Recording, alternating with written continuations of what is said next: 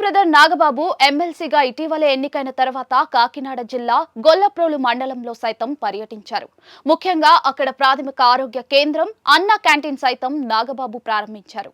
అయితే అలా ప్రారంభిస్తున్న సమయంలో అటు టీడీపీ, జనసేన కార్యకర్తల మధ్య గట్టి పోటీగా నినాదాలు సైతం వినిపించాయట. నాగబాబు సైతం అన్న క్యాంటీన్ ఓపెన్ చేస్తున్న సమయంలోనే జై వర్మ అంటూ చాలా మంది టీడీపీ కార్యకర్తలు సైతం నినాదాలు చేయడం జరిగింది.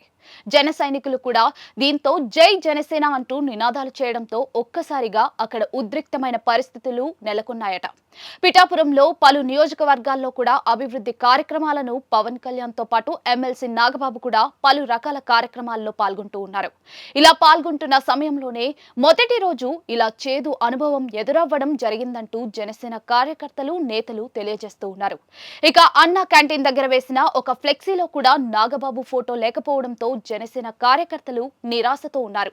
మరోవైపు టీడీపీ కార్యకర్తలు జై వర్మ అని నినాదాలు కూడా చేయడంతో పాటుగా ఎవరి జెండాలతో వారు కార్యకర్తలు అక్కడ హడావిడిని సృష్టించారట.